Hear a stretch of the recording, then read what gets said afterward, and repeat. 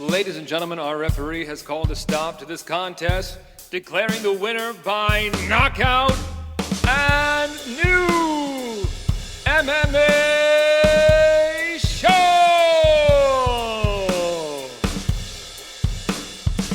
Greetings, ladies and gentlemen, and welcome to another exciting round of and new MMA show. I'm your host, Michael Hansen, and I do all kinds of exciting things with microphones because I am a ring announcer in the world of mixed martial arts and other combat sports.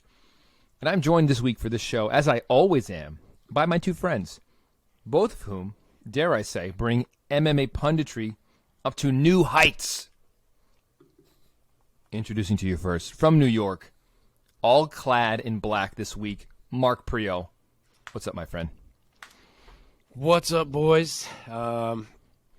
Obviously, you guys already know this. We talked before the show, but just to the viewers, I'm pushing through right now. I've been sick for like over a week. Shook one sickness, then I got strep throat. It's been a struggle. My whole family's sick. My kids are sick. No one is sleeping.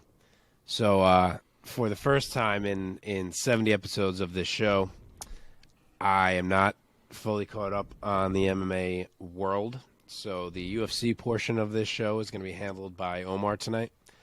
So I apologize, but it's just been a tough week. You can hear my voice might be going in and out a couple times on this show. But yeah, we're going to get through it. At least it took me 70 episodes to be a chooch. I'll be back. I'll be back full power next week, hopefully. For the next 70. And now introducing to you from Florida, the Sunshine State. He is La Pesadilla de Nicaraguense, Omar Artola. What's up, buddy? What's going on? I have said many times on this show, I haven't said it in a long time, but remember to train your Muay Thai. I have gotten my wife into this, and it is fantastic. Cool, There's man. nothing that brings a marriage together than beating the shit out of each other. Wow. I have attacked my wife more in the last month than I have my entire marriage. That's probably a good thing, but it's even better now. It's fantastic. It's fantastic. That's awesome. You know, I had an ex-girlfriend once who was like, I think it'll be really good for us when we get into an argument to actually, like, wrestle. And, like, not in a sexual way. Like, for, like, legit kind of, like, wrestle each other. And I was like, you're crazy. Please stop. And once I kind of did it, and it was really weird for me. I don't think I could wrestle that girl, like a girl like that, without having it be sexual. Wait, Mark, you just said you do that now? Not like, so like if we are arguing, so if it's like a true like pissing the fuck off out of each other argument, then like it's not like that. But if it's like a lesser argument where it's like I'm getting annoyed or something and like she knows she's like pushing my buttons, sometimes I will just put her to the ground. Like I will just go grab her and like she'll start laughing and she'll try to fight it and I'll be like, nope, you're going on the ground, you're going on the ground. And like that's kind of how like the ice gets broken from the annoying argument. I should try that with Lindsay and see how that goes. Francesca gets teeped now. But then occasionally she really tries to fight back and like strikes me and then I'm like, you bitch. Well, guys, I'm also recovering from coming down from the high that was ring announcing for Mr. Anthony Showtime Pettis for the second time. Nice. APFC Milwaukee went down at the same venue in Milwaukee. It was their third show since their inaugural show in Florida. It was great, man. It was a great time. I thought I turned in a pretty solid performance and got a lot of good feedback. Every time I ring announce for a show that's high profile or something like this, I'd notice like a few more people like ask to like take their picture with me or something like that. Oh, yeah? Or like, so it's cool, man. It's cool. It's very cool. That's awesome. So afterwards I went out to the after party because I was like, I need to get the fuck out of here because I need to get home to my wife and child. But I needed to make sure that I found Anthony and his boy, who was the director of operations, Damien, and just like shook their hand and said thank you so much and said like, I know this was like our second show of like we agreed to do 2 shows together, but I would love to come back with you guys wherever you guys go. I want to go. I'm making this very explicit right now. Like I want to be your guy going forward, and they seem to be receptive to that. So we'll see. I'll keep you guys posted. Nice. That's awesome. Good luck. Yeah, that'd be awesome. It is kind of surreal, man. It's kind of surreal. It's like I just, over the course of a weekend, I like dapped up Anthony Pettis a couple times, and it's crazy. It's crazy. You told Anthony Pettis what to do. You were like, "I'm your guy." I said that to him. I did. It was a little weird. Pettis. Yes, I did. I said it very kind of emphatically. I was like, I want to be your guy, and wherever you guys go, whether it's London or Vegas or wherever, I want to be there. And they were like, absolutely. So we'll see. It's pretty awesome. They could have just been. Too? Sergio was there. Super nice guy. Talked to them about Anthony's. Yeah. Technically, they were my broadcast partners because Sergio took over on the play-by-play, on the color commentary for the main card. But then he was replaced by Anthony for the co-main and main event. Oh, wow. So technically, both of the Pettis brothers have been my broadcast partners now. Did you get any intel on Sergio's recovery timeline? I've not. Is he like moving normally? Like, is he walking around with anything? Oh yeah. He's good. What did he hurt? I don't even remember what he hurt. It was his leg, if I remember right. Oh, the coughing's in his constant drought. I think it was his knee. I think it was a knee thing. Also, congrats, by the way, making it public here. Congrats to Anthony Pettis for getting married to his longtime girlfriend. That's right. Somewhat recently, in the past couple weeks. Yeah. So, yeah, man. Yeah. Those pictures looked legit. Yeah, I think they Wherever were he somewhere in Mexico, I think. Somewhere expensive, doing expensive shit. I respect it. All right, let's get into this episode. Let's try. We have a sort of a hodgepodge episode for you guys this week. I was saying to Omar right before we started recording that it just goes to show how much the UFC dominates the world of MMA. Because when the UFC has a weird week, MMA shows have weird weeks in certain ways. So we're going to start, as we always do, with our first segment on the marquee. We're going to talk about fights from this past weekend from Bellator 1 and UFC action. We're going to find out a little update from our very own rankings system, the Prio rankings. We're going to dive... No, we're not. Okay, so sorry. We're going to go inside the MMA sphere with Omar, and then we're going to look ahead to this coming weekend's PFL 10 2022 championships. And then we might end with a little bit of trivia.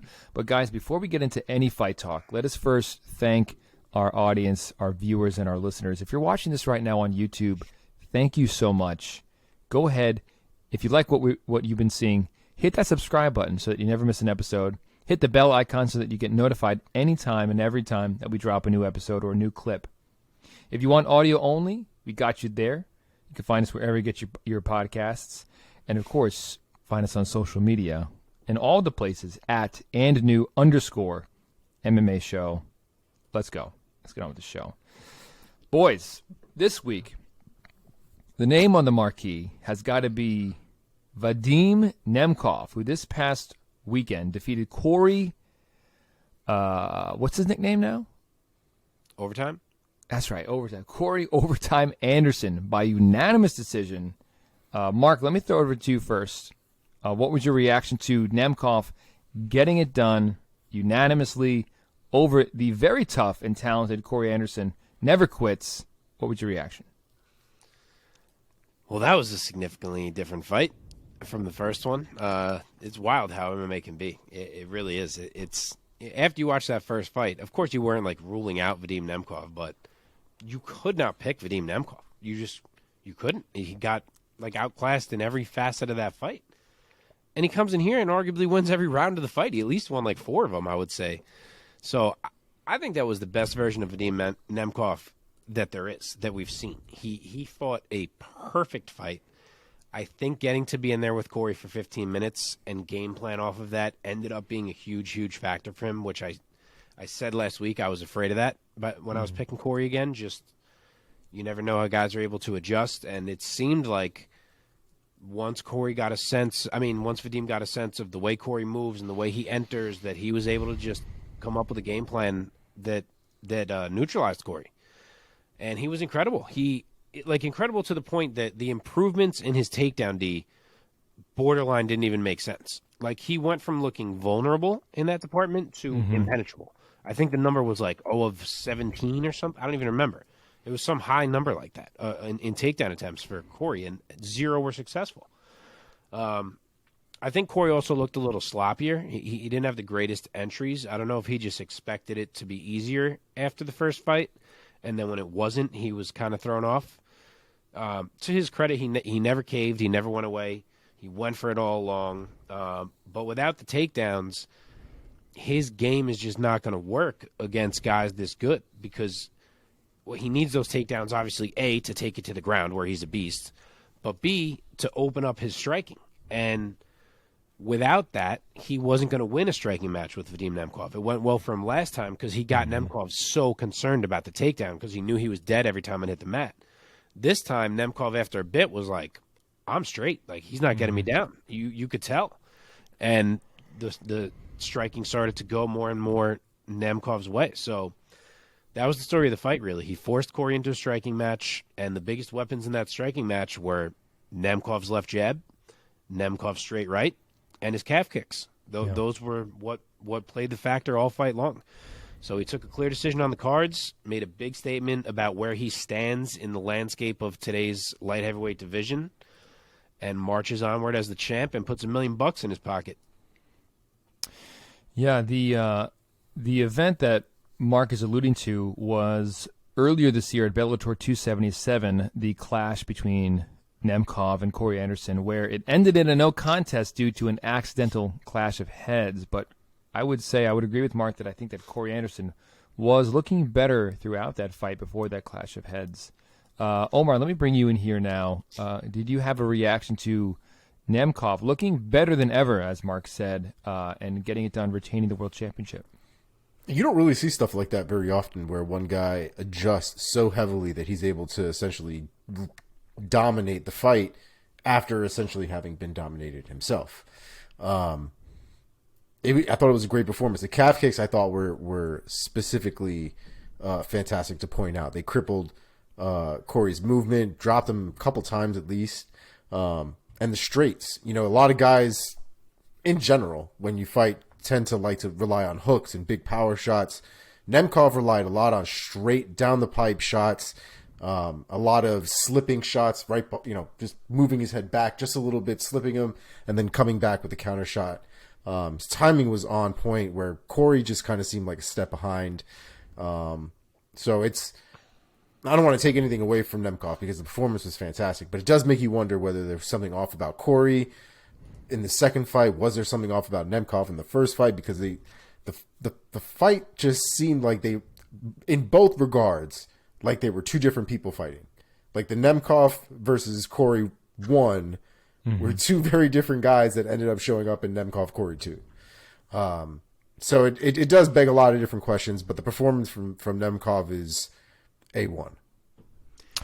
It was so different that as I was watching, I was like, is this guy juiced or something? Like, how is this so different? And I pulled up pictures of the first fight and compared his body, and I was like, nah, he looks the same. Like, but it was like that different. But I actually think, I forgot to point out, the main point I wanted to make was Nemkov's footwork. I feel like that was the adjustment he made to counter Corey's takedown game. It just seemed like he was always one step out of space every time Corey tried to close it, and he would catch Corey stepping in as he sidestepped and hit Corey with a straight. It seemed like the footwork was too complicated for Corey to get it down and to counter it. And I meant to say that when I was talking about the improvements that Nemkov made. Well, congrats to him. Want to say about where Nemkov goes from here, Mark? Sure, and also I want to point out that Nemkov trained at American Top Team for this one, which apparently, so he's part of Fedor's team, as we know. But he went to American Top Team supposedly, specifically, to train against people with a freestyle wrestling style like Corey has, as opposed to the more sambo-based or whatever he may be seeing in Russia. So that was a smart move. He said he loved it there, so I wonder if Vadim Nemkov could possibly become maybe a two-team type of guy, splits his time. Not really sure how that would work, but Nemkov with ATT behind him is pretty interesting. As for the next, we saw it. They brought Manuel Romero into the cage. There was rumors, of course, Yoel threw it out there himself, that he wanted to fight Johnny Eblen down at middleweight. It sounded like he was committing to cut down. I don't know what happened behind the scenes, but obviously they convinced them, you know what, stay right here. We want you to fight for the light heavyweight title instead of the middleweight. And he gets a huge fight with Vadim Nemkov. And me and Omar were saying it before the show started. He walked in the cage. He's supposed to be 3 inches shorter than Vadim. I don't know if he had on big boots or something, but he looked like he was like bigger than Vadim, or at least the same size. It looked like they were a perfect matchup when they were standing across from each other. Nice. Cool, man. Can't wait to see that one, right? Yeah, we'll see if Yoel can make the wrestling more of a story than Corey could, or if Nemkov has just figured it out defensively that well. Omar, any thoughts of what that matchup could look like? I mean, the last performance from Yoel, I thought was one of his better ones in recent memory. I mean, he was active, he was wrestling, he was putting it all together very, very well. A lot of times, in my opinion, Yoel's had a real problem using his wrestling effectively. To me, he wastes a lot of energy doing a lot of big actions that don't actually give him any kind of advantage in the fight overall. There's no way Yoel Romero is 5'9", bro. There's just no way. He just seems so much bigger. He's one of those where I'm not sure that height is accurate, because he really looked like he was about the same size as Nemkov. Yeah. But anyway, Yoel Romero there have been times where I feel like Yoel Romero's actions are less than efficient, but I thought his last performance was really fucking good. So I'm actually excited to see what he can do against Nemkov, especially now that Nemkov has shown this performance against Corey Anderson. It just makes it that much more interesting. Yeah, man. Yeah. Any thoughts about Anderson, Mark, of where overtime Anderson goes from here? I feel like there's a slam dunk choice. Hit me. It's got to be Phil Davis, right? Like, it feels wrong that these guys have somehow never been matched up in either the UFC or Bellator. Tremendous. And they're both like right there outside of the title picture. I honestly think that Bellator books that one right away. I think that's the obvious move. Tremendous matchup. I mean, that's just great matchmaking from stylistically. It'd be very exciting. Damn, Phil Davis must have just exited as Corey Anderson was coming up or something. I know, dude. When I thought about it in my head, I was like, they must have fought in the UFC, and I had to literally pull it up, and I was like, wow, they really didn't. No way. Yeah, I couldn't remember it, but I was like, I must be forgetting. Yeah. Okay, let's move on. Congrats to Vadim Nemkov for defending his title.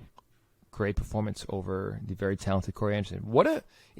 I've never been a fan of Corey Anderson as a fighter. I just have to say, all his time in the UFC, he never won me over as a fan of like, man, I can't wait to see him fight again. But every interview I've ever seen with this man has won me over more and more as just a fan of him as a person. Like the most American blue collar story that you can even imagine. Like if you haven't heard it, just imagine the most American blue collar story, and then it's more than that. Of just like his dad, he was like a roofer for his dad's company, and his dad was like, "You can't go work out, but you're gonna work on this roof in July, and that's your workout, son." And he was like, "Okay, Dad." And he's like, "That's how he got strong as like a teenager." Anyway, I don't know his story. That's interesting. Yeah, super hardworking guy, super humble. I feel so happy for him that he joined Bellator. He has never disclosed numbers, but it sounds like joining Bellator is what really changed his life in terms of financially. Yeah. It's tough because I was similar to you. Like in the UFC, obviously he was good. He had beaten some top guys over there. But I was never like, oh, man, Corey Anderson, like same as you. It was in this Bellator run where I had really started to be like, holy shit, Corey Anderson has figured it out. Like he really started to look dominant. And then he's literally 4 seconds away from becoming champ, having Nemkov on his resume, and getting $1 million. 4 seconds away. If he hadn't told the ref about the headbutt, the round ends, they see the cut, it goes to a decision after 3 rounds, and Corey wins the decision. That's what would have happened. So it sucked that he was so close and had looked so good, and it really felt like it was like Corey has reached this big moment, and then he kind of fell flat on Friday. So we'll see how he bounces back. Yeah, man. All right, well, in the co-main event of Bellator 288 in the lightweight division, Patricky Pitbull put his lightweight title on the line against Usman Nurmagomedov. And Nurmagomedov, by the way, brother of Umar and cousins of Khabib. Usman Nurmagomedov, something about this family line, man. These guys are talented-ass MMA fighters. Nurmagomedov gets it done by unanimous decision over Patricky Pitbull. The scorecards read 50-45, 50-44, and 50-44. Mark, give us your honest assessment of Nurmagomedov getting it done. Yeah, Mark, make sure you don't show our Khabib hatred here. Oh, man. Yeah, man, I was happy for Usman. I don't know. That's why I said in that comment. I don't know why they think we hate this team. But anyway. Talented. This was a coronation. We all expected it. We knew he was this good. None of us thought Patricky was necessarily the most unbeatable champion. Didn't play out in a way where it was like some kind of crazy beating. It just played out in a way of like, man, Usman is really good. Like, he just can kind of do what he wants in there. He wasn't really getting touched, wasn't really getting hurt, just controlled it the entire way. The distance control and the range striking, specifically with his variety of kicks, and it's a friggin' variety of kicks. They were just a puzzle that Patricky Pitbull could not figure out how to solve, how to get inside of. And he's a guy who wants to crash in and land that big KO shot, and he couldn't even come close. He was frustrated. He was stuck on the outside all fight long. Almost anything he threw did not land. Usman had time to see it and roll with it if it did touch him. It was just a masterclass in range striking, honestly. And then you take that and you mix in the ground game of Usman, and you have a pretty dominant victory and a pretty impressive new champion. I mean, the setup that he had for the takedown in round 2 where he faked the left hand and ducked under was stupid smooth. He was dominant whenever he was on top on the ground. He ended round 2 by bouncing Pitbull's head off the canvas with elbows. If there was maybe 15 more seconds in that round, it could have been over. In round 5, again, he was fantastic on the mat. The guy is going to be a big, big problem in that division. But on that note, he does suddenly have some contenders. The Bellator lightweight division, since Michael Chandler left, has kind of felt a little bit empty, a little bit lower tier. But we now have Tofik Musayev, who recently came over from Ryzen. He has knocked out Pitbull in the past. He just knocked out Sidney Outlaw in about 10 seconds or whatever the hell it was. He is legit. He is right there. He might even be the next opponent.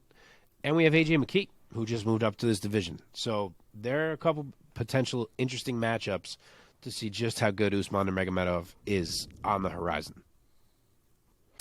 Omar, any thoughts on Nurmagomedov getting it done over Patricky Pitbull? I mean, I can't really go through that any better than Mark did. What I will say is the wrestling of Nurmagomedov is on par with all the other people from that team. And I think it's really the great equalizer of it all, because just like Mark said, Patricky, the Pitbulls, and I think both of them kind of have the tendency of wanting to crash in, explode.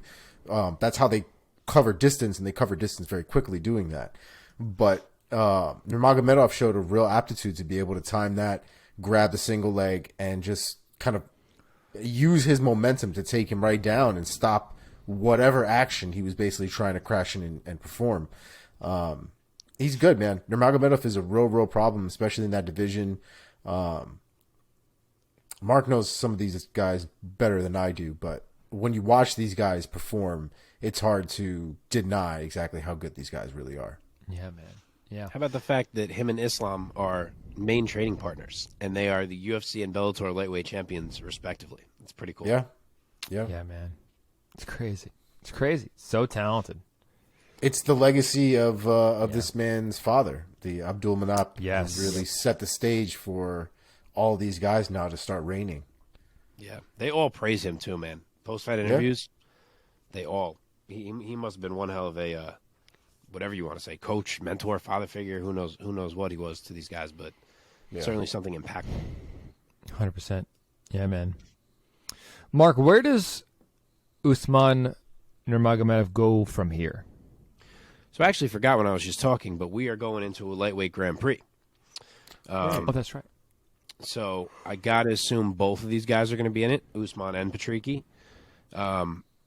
My guess, so you never know how Bellator is going to handle it.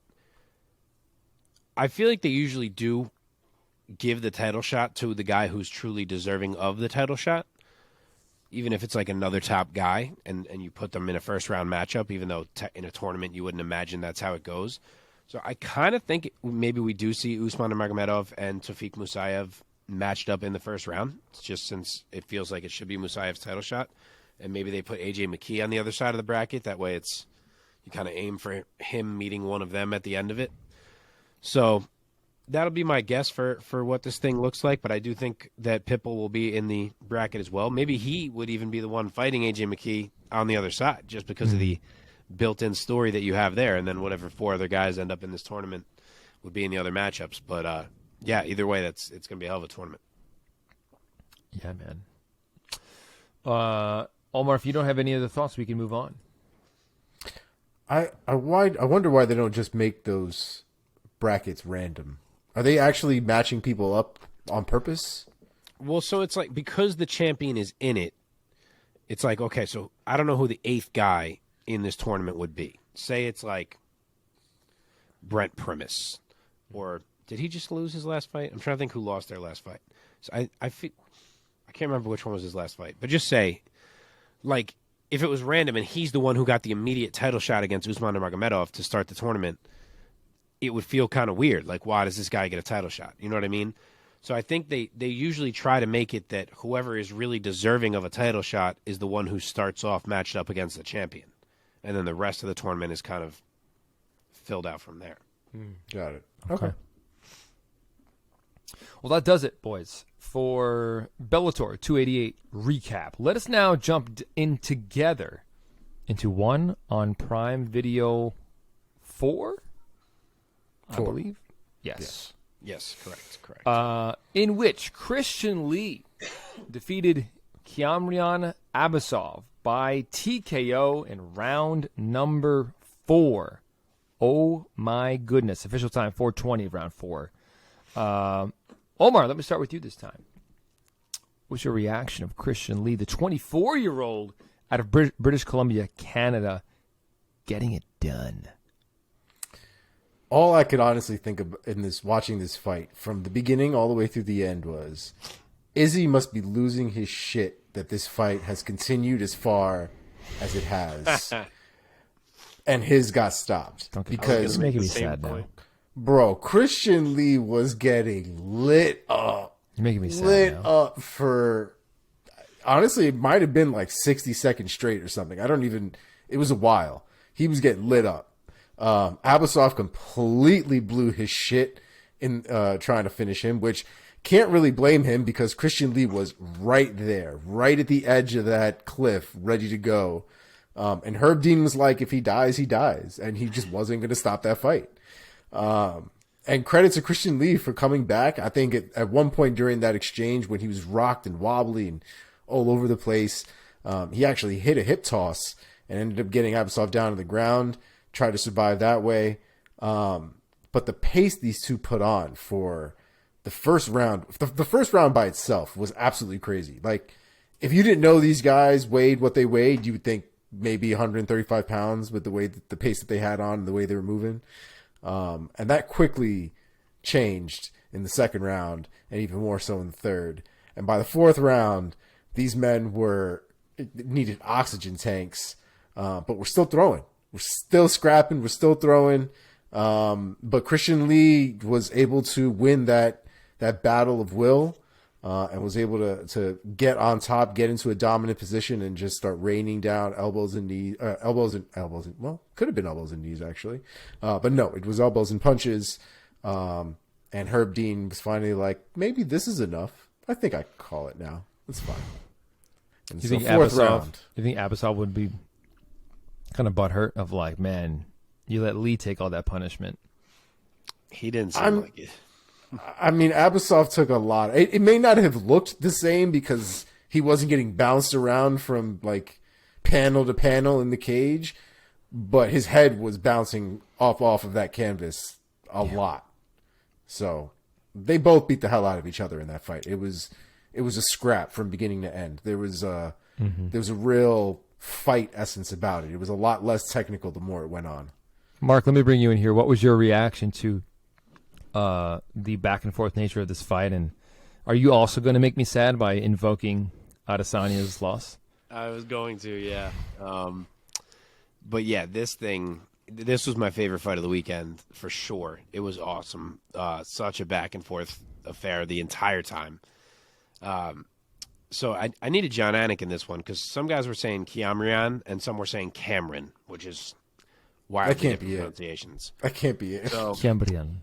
but Abbasov came out just literally trying to bully the smaller man in Christian Lee. He really, you could tell his strategy was like, I might be able to just push this and get this dude out of here in one. And despite that first round being plenty back and forth in its own right in the earlier parts, it nearly worked. Like, he dropped Lee. He had him hurt bad, wobbled, trying to survive. And, yeah, thankfully Herb Dean didn't pull a Mark Goddard, and he let Lee try to push through it. And that's exactly what he did. Like, yeah, he looked dead. He looked like the next shot was going to put him out. But guess what? Other things can happen. He found the clinch. You know, some people told me this is impossible when you look hurt and you look dead. Not impossible for Christian Lee. Maybe it wouldn't have been impossible for Israel Adesanya. I don't know. But he finds it. He ends up taking Abbasov down and even mounting him to close the round. So he not only survived, but he stole some momentum back. So, yeah, I am going to make that fucking point just to circle back to last week. But back to Christian Lee, yeah, then in round 2 he starts things off with another body lock takedown. And on that point, he really doesn't get the credit he deserves for his wrestling. Like, he's an incredibly well-rounded fighter. We know the striker that he is. That boy can wrestle too, man. He had some beautiful takedowns in this fight and great control. But even that round was back and forth. Like, Abbasov was in there to brawl 1,000,000%. But you started to see some signs. Abbasov started to look a little tired. The speed of Lee started to look a little more pronounced. And the vibe just kind of started to shift to Christian Lee by the end of round 2. But then in round 3, it was like, fuck, Christian Lee's looking pretty gassed as well. Like, he was probably still edging it. But through 3 rounds, I had that fight pretty even. I remember one scores it overall. So you factor in that big round 1 for Abbasov. I was like, this fight's pretty even right now. But then, kind of as it continued, Abbasov's feet just stopped coming with him on his strikes in round 4. He was a little stationary. He was reaching on the strikes, and Lee saw it. And he turned it up with what he had left. He started peppering that lead leg of Abbasov with calf kicks, where some damage had already added up even prior to that round. And in that round, he pushed him to a point where Abbasov's movement was nearly gone. And then he closed the show. He lands a nice 1-2 that landed clean, a knee that hurt. Then it was the elbow show against the cage for a while there. Gets the takedown, gets mount, another elbow show, and he freaking gutted it out. Like, Christian Lee gutted it out. It was a grueling fight. He did it. He pushed through it. He became the double champ, and he was dead. Like, that man was so visibly dead after that fight.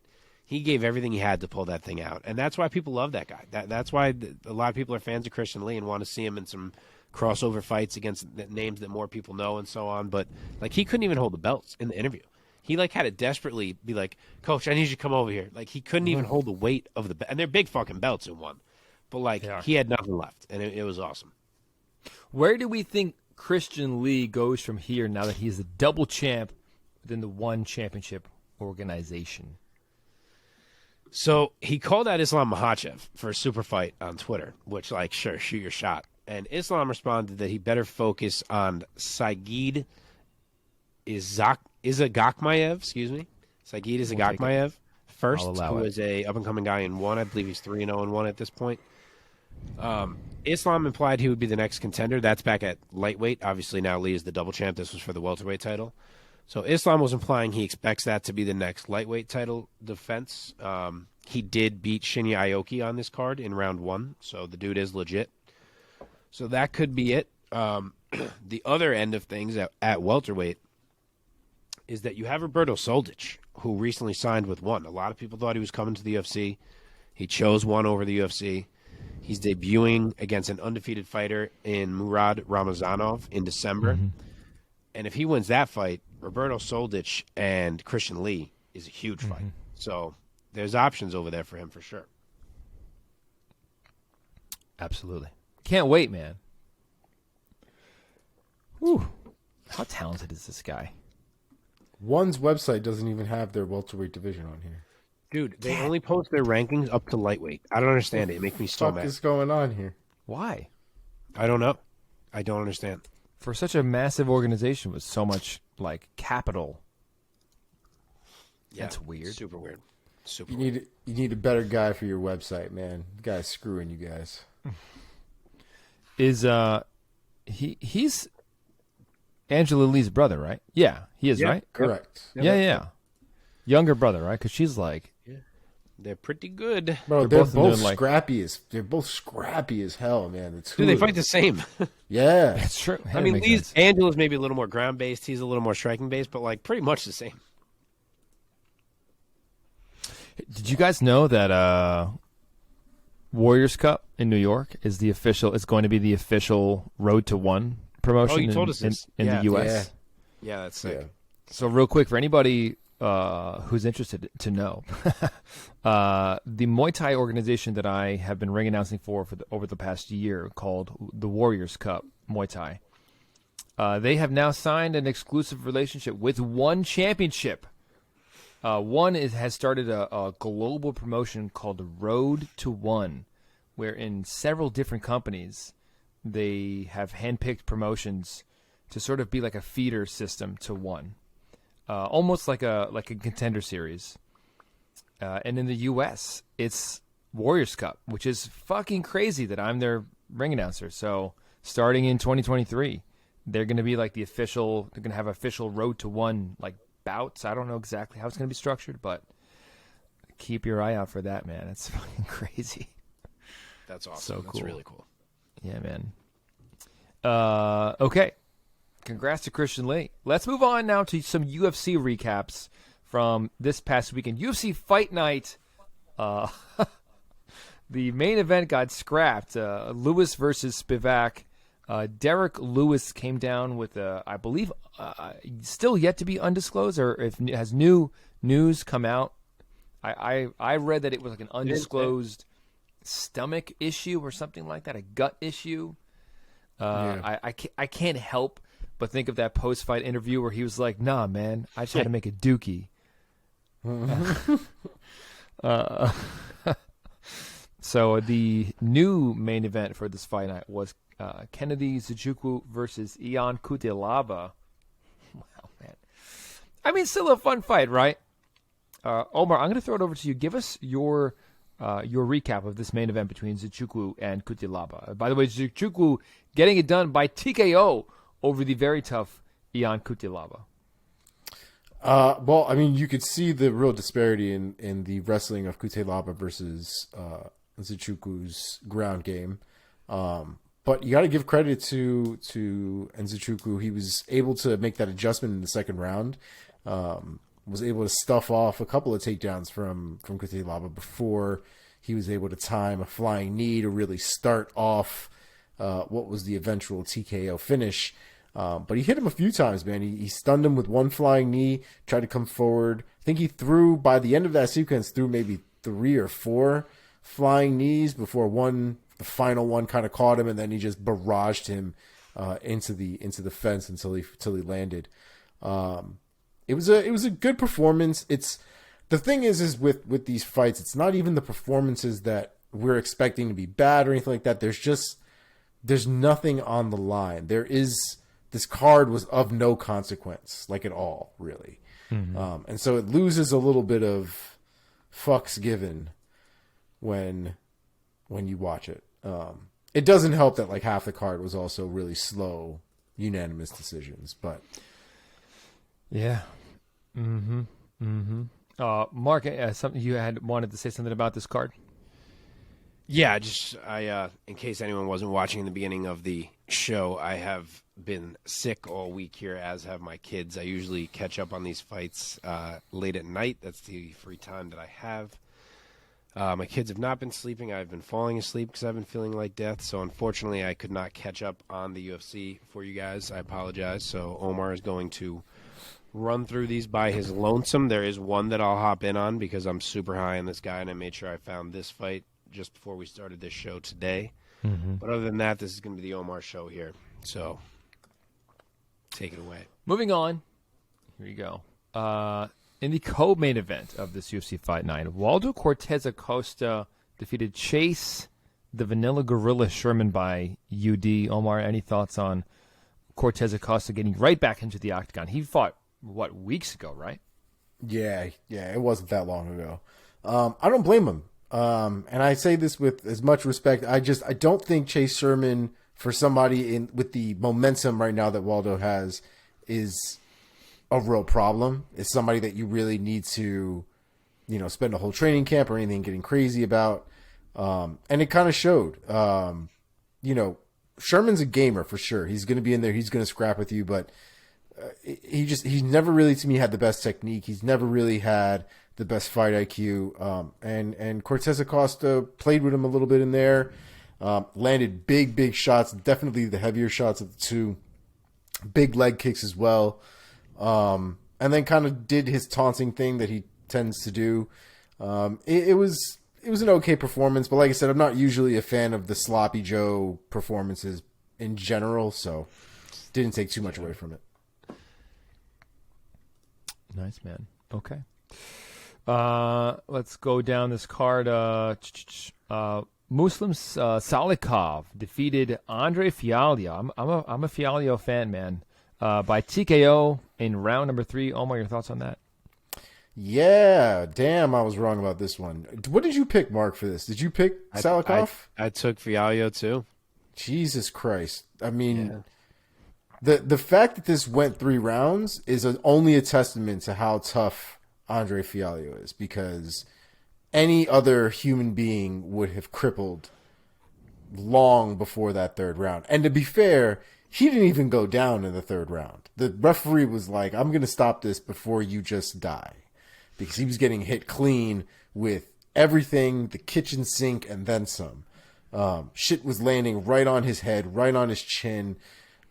His body half reacted to things, that his legs went out, but he was like, nope, I'm going to stand right back up and keep going.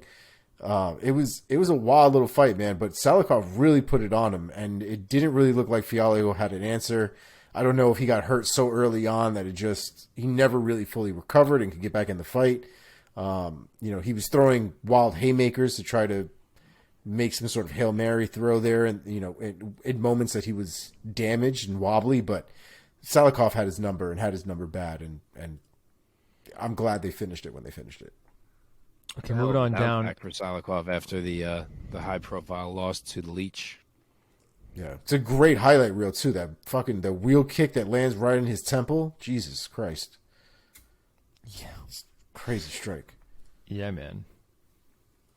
Okay, moving right along. Jack Della Maddalena defeated Danny Roberts by TKO in round number 1.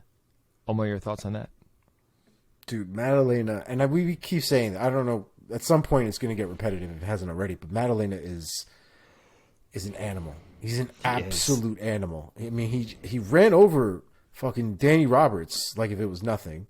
I think at this point the man really needs a real test in that division. His performances themselves, along with just the fact that he wins, I think really warrant him something special, because he's running through a lot of these guys at this point that if you wait any longer, I don't think it's going to help anybody. You gotta strike now with iron's hot. Yeah, man. Yeah. So this Mark, is the one that I I know. I had some thoughts on this one.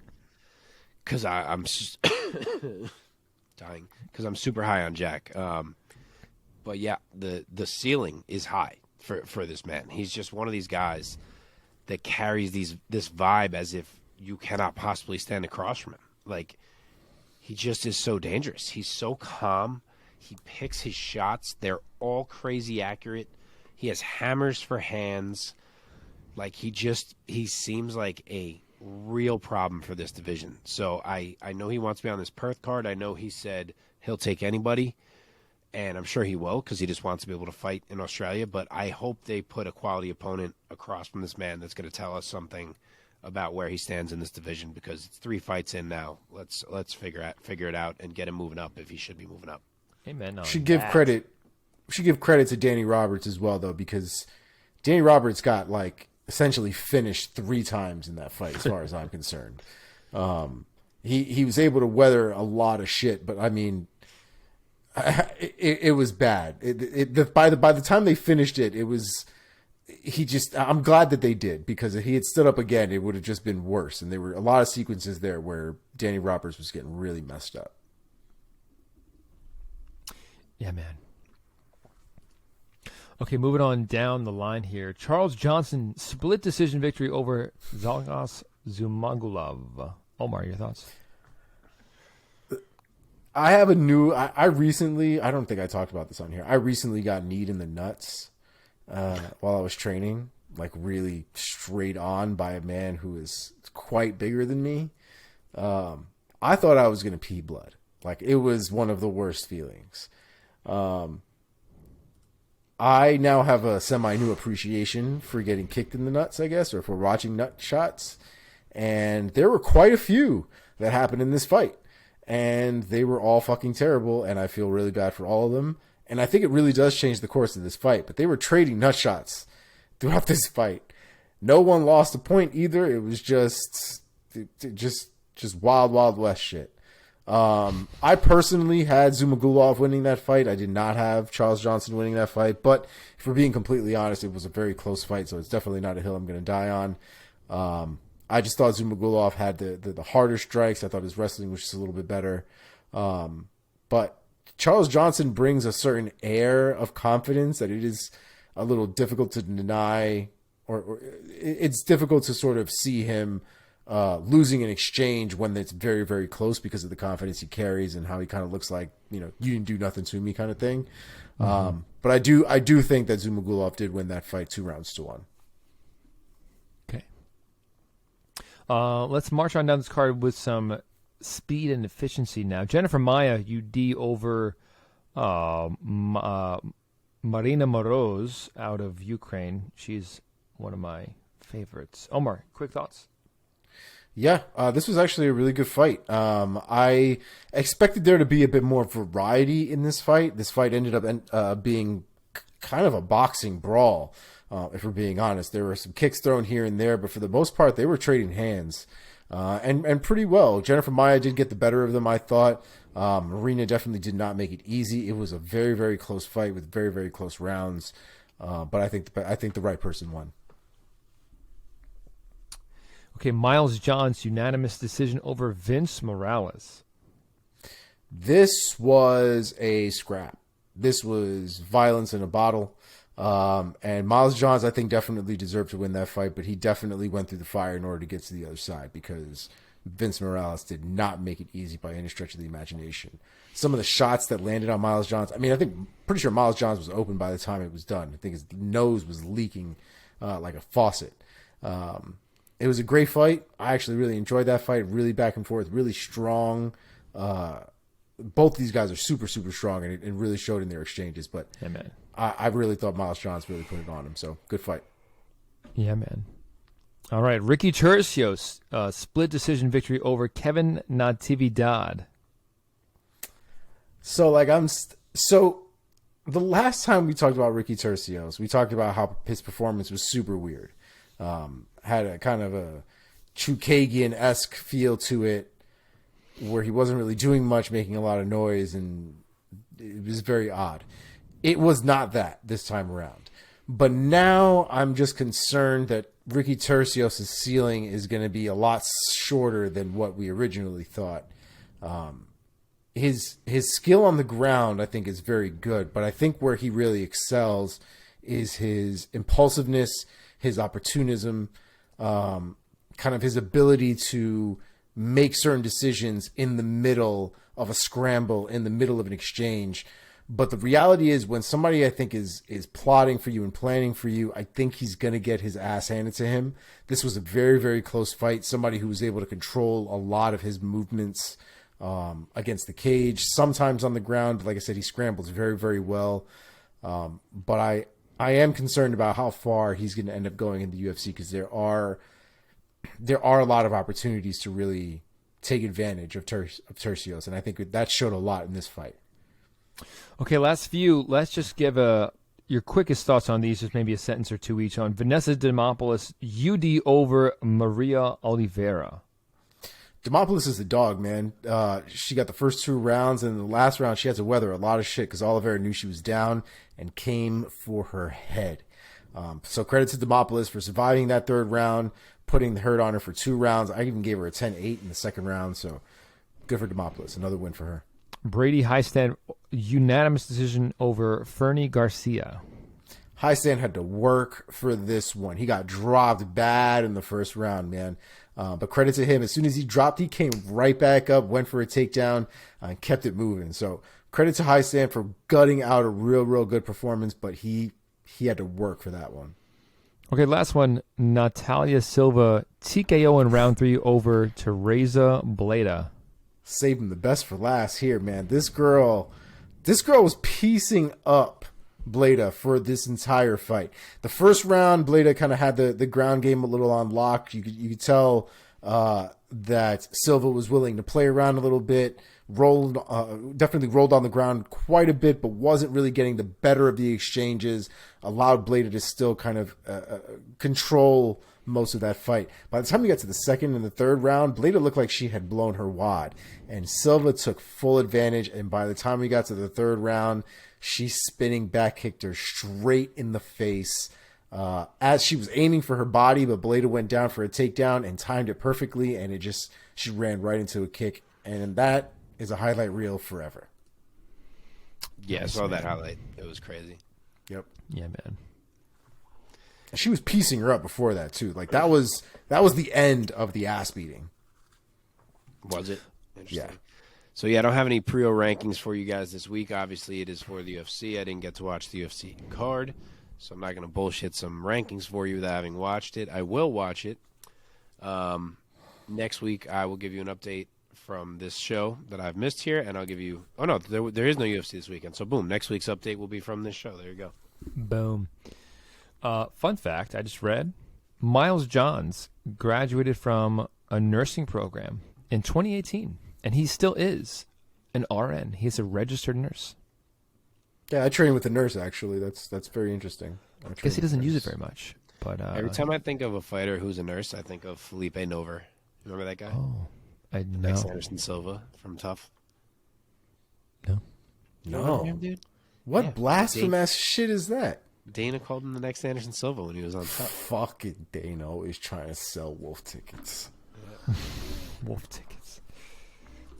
All right, boys. Well, no pre rankings update, which means that we're going right into inside the MMA sphere. Omar, you have to talk more, and we have to listen. So I was gonna say, I hope you guys are enjoying my voice today because we got some continuous shit today.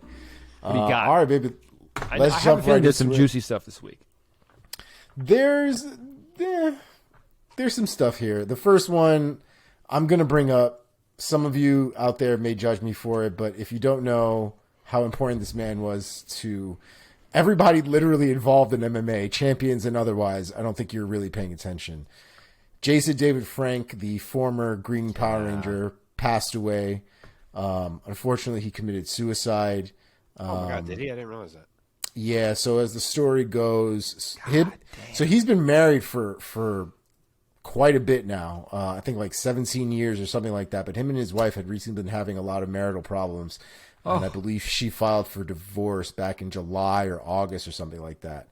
And they were, I guess, either together or out in, I don't know exactly where it was, but they were out. He's usually doing conventions, obviously, and going places and whatever else.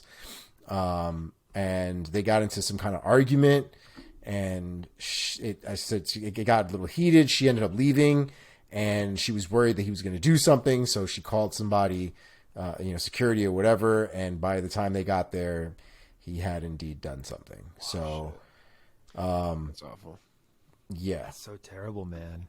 yeah, dude. I can tell you right now that man, the Green Ranger, the Green Ranger, Batman, and the dude from Ong Bak, Tony Jaa, those are the three pillars of why Omar loves fighting and martial arts.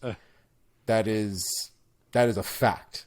That is part of my DNA. I wanted to be the Green Ranger. I always had an issue between whether I wanted to be the Red Ranger or the Green Ranger. So That think dude, every welcome kid to the dilemma of childhood. Yeah. I know. I know. But when you talk to anybody, talk to anybody that fights, that has fought, that's in their 30s at this point, mid 30s. This is the guy. This is the guy. For our generation. Right. This is where Chukagian gets her ki from. You know what I mean? This is where we learned it. Yeah, man.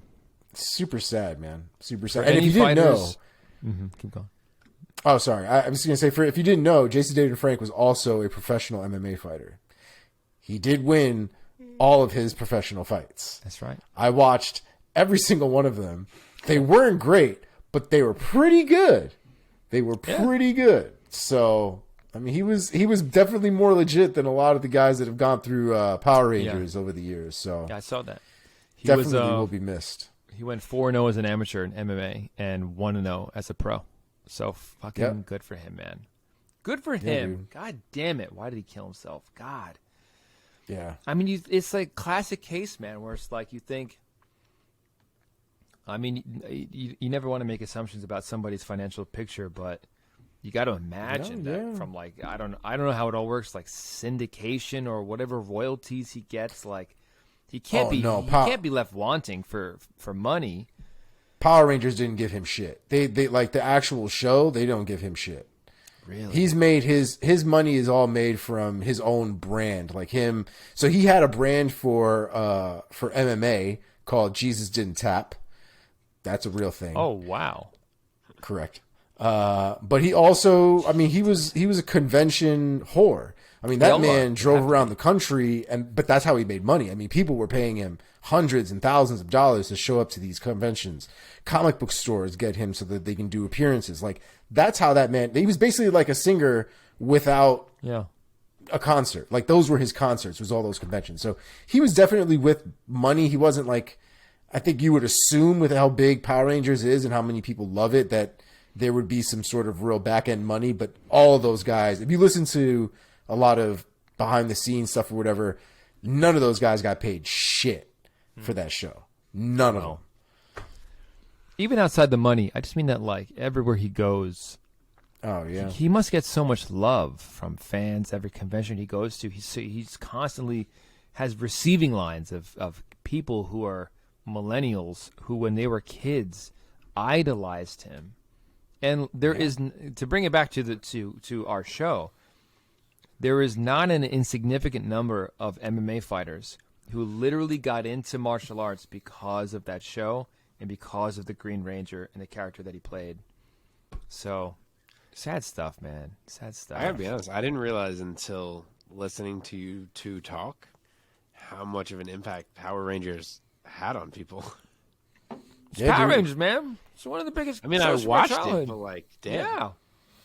Dude, I was fucking throwing crazy roundhouse kicks and stuff when I was a kid after watching that show. I mean, if you asked 6-year-old Omar, he could beat the shit out of anybody. I mean, playing that flute. That's my son's problem. I'm like, no, you can't walk alone 5 blocks away from the house. He's like, why? I'm like, because what if like a bad person comes up to me? He's like, I'll beat them up with ninja skills. I'm like, okay, like I don't want to tell you no you can't, but like no you can't. It's not gonna work. Like one of the things I used to do when I was younger, it's to sort of like, I guess now looking back in retrospect, I guess he was sort of like my safety blanket or something that made me feel safe. I used to wear my costumes under my fucking clothes. Go, like you were the superhero, bro.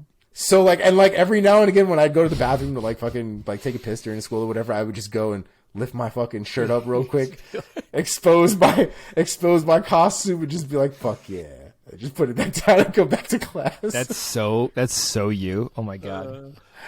Okay. Let's move on to the next story. God, rest in peace, Jason David Frank. Rest in peace, indeed, man. Next on the list, Cain Velasquez is back in the news quickly, but for some good news again. So he's actually been granted permission to participate in some professional wrestling match Isn't it in WWE? Tempe, Arizona. No, it's not. Oh wow, I thought it was. It is not WWE. No, it's Lucha Libre AAA. Whatever it is, I hope he makes all the money. Facts. I agree. It's the biggest Mexican wrestling promotion. He's wrestled in it before. I made the joke that it has to be a different judge than the guy who was screwing him before, because this guy's got to be a fan.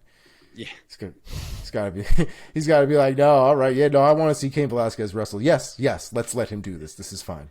It's like, of course you can. Cain, sign these gloves. Send me a belt. Exactly.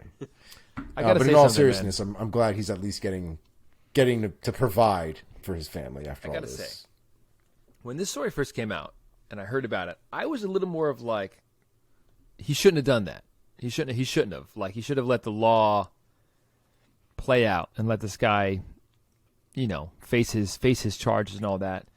As a father, and now that my son he's almost 2 years old, I get it. I mean, I don't get it. I totally get it. It's like, there are certain things where it's like, well, fuck the law. Like, welcome to the party. Like, this guy who did this, he might think that, like, the laws might keep me from, exacting my, well, fuck the law. I don't give a shit. The other thing you got to remember too is there's a lot of times where once it gets to this point, it's not really up to Velasquez to decide what happens, right? Like, the prosecution and like the state and whoever else, they'll like get his input out of respect, but at the end of the day, it's their show. And so if they decide to strike some kind of deal and be like, we're not going to give him the maximum, or we're going to give him house arrest and he's not going to go to jail or whatever, he's still going to be a sex. Like, a lot of those things, depending on who you are, like, that shit is not okay. It's not okay that you got to like molest my child and now you get to be at home for the next 3 years. No, that's not okay. So I understand. I understand the rage. I understand wanting to take it in your own hands, and I understand wanting to see this dude and wanting him to know that you are not the one to fuck with is really where I'm at with it. Yeah, I've always said that to my wife, that I pray nothing like that ever happens to anyone who's close to me, because as much as you will then go away and you will be missing from your family, just like Cain might go away. It's like, I know that, but like, how do I not? How do I not do something? Like, it's like you can't just, So the thought that the expectation is to just sit at home on your hands is like, what? Yeah. Can't. What? There's got to be some sort of middle ground here. At least let me go with you to arrest this guy or something. It's almost like it's out of my hands now. It's out of my hands. This is what has to happen. Yeah. That's what, yeah. It shouldn't, in my opinion, though, like, this shouldn't be a reaction from another person. The only person who should be relegated to have this reaction is the parent or the immediate guardian. Like, anybody else, call the cops, get things going, but like the father, the parents, like this, to me, that should be your job. Like, go cut that man, Yeah. That's just where I'm at. All right, let's move on. Okay. Yeah, don't. A lot of time on Cain Velasquez and committing. On Power Rangers and committing murders. Yeah. Okay. Next on the list, just the last story that we have. Chris Cyborg is actually set to make her pro boxing debut against Bellator vet Gabrielle Holloway. This will be going down in December in Omaha, Nebraska. Weird flex. That will be happening at 154 pounds. So they are not making Cyborg cut any weight. So, Jesus. How is that size too, though?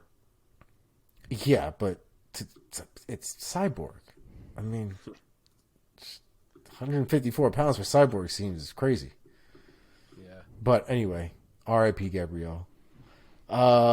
Let's get into some fight announcements, and then we can get into... Can I break one small news before the fight announcements? Oh, yeah. Conor has officially said that he will be clear for testing in February. Let's go.